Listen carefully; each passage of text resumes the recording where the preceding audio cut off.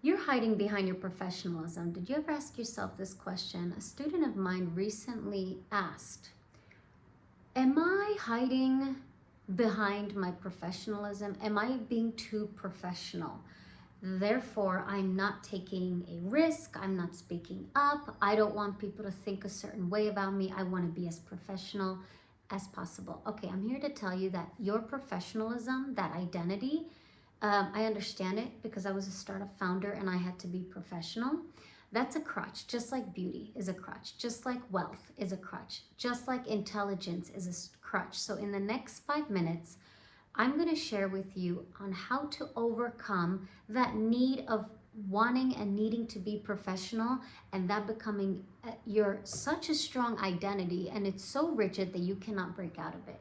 And we're going to talk about what does that even mean? Like, why are we being professional? Do we have to be professional? Are we supposed to be professional all the time? Should I be professional in these videos or not, in these presentations and meetings?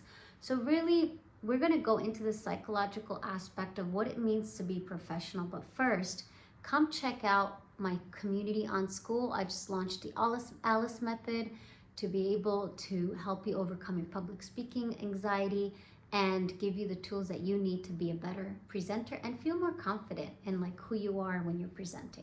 So your professionalism is something that is, it's a role.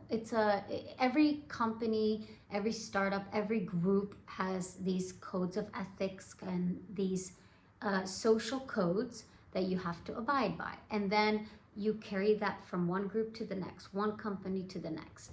And what is professional in one company, for example, wearing a suit, is not professional in another.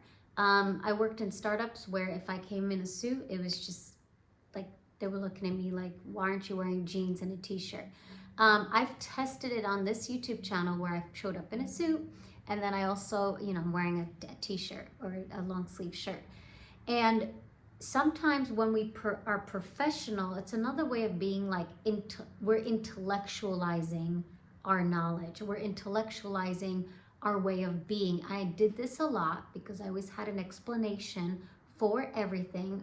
Instead of sitting in my body and in my emotions, I'm like, well, I do this because I'm trying to be professional, and this is how I would justify my professionalism because I went to the top university and I earn it, and I also have been in management, and then you give your whole resume, and at the end of the day, nobody cares.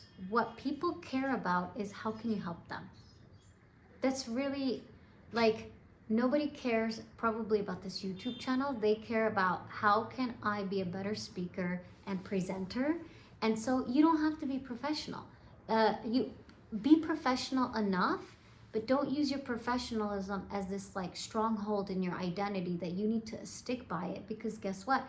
You're going to become a different person with every phase of your life.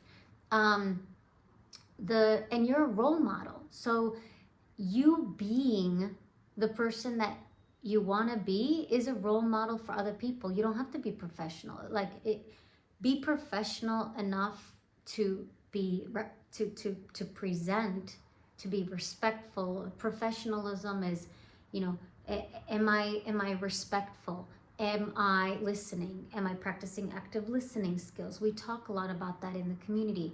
Am I being kind? Am I being courageous? Am I being brave? Do I know how to follow rules without losing myself? So yeah, there are ways to be professional, but you don't have to walk around with like the crutch of I'm professional and this is my resume, and like now you all have to listen to me and I have all these degrees and titles. And no, people want to know, how do you solve their problem? That's it. That's it. They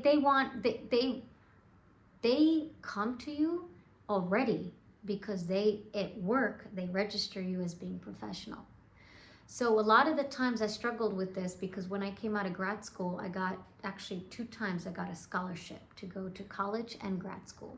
And I went to Carnegie Mellon. And I remember I used to always be like, oh yeah, I got a degree at Carnegie Mellon. I was really proud because I worked hard. Nobody cares. And then I'm in a room with like Harvard, Stanford, people who didn't even have degrees, and it was a networking event. And I remember I would start with, my name is Alice, I just graduated from Carnegie Mellon, and I'm, an entrepreneur and self-employed, and I do this, and I came back from Silicon Valley as a coach. And then I remember this guy said, "You're smart." And when he said, "You're smart," it wasn't, "Wow, that's amazing, you're smart." It was, "You're smart." Like, people communicate their true feelings and intentions with their body language. So if the person is moving towards you, that is like your gold, your like checkbox. When they're moving away from you, it's like you already know they don't care. And as much as you're proud and you're being professional because you're in a networking event, so you want to tell people that you went to Carnegie Mellon or you're the CEO, people care about how you can help them. But they won't tell you that because they don't know why they want to talk to you. Or maybe you're attractive, or there's, something you said that made them think. And by the way, being intelligent, that's also a crutch, because now people think, "Oh, you're smart. I don't want to go deep. I don't want to have a discussion. I want to be comfortable being ignorant. And by you wanting to have an intelligent conversation, I feel stupid, so I'm not even going to have a conversation with you." So don't take it personally. These are all the things that happen in the professional and personal, in our professional and personal lives. The best approach is really show up as a human being who is kind and brave and has the courage to show up and be you within the confines of your environment or the structure that you're operating in. Play the rules, give people what they want, and then ask what you want. I always say this: give the check boxes. Do the check box. Yep, I'm professional, I'm on time. Yep, I'm wearing the blazer. Check box. Do the thing that you're supposed to do, and then just ask, or just show up in your essence. Nobody can take that away from you. And that is the best way to really be professional without losing yourself, without, being so rigid in your identity or rigid in the role that you have to play. And be professional enough to get noticed, but not to lose yourself. So we cover a lot of these concepts in the school community. Alice Method, if you're wondering what that is, it's a communication framework that you could use for any presentation, any meeting, any communication challenge that you have.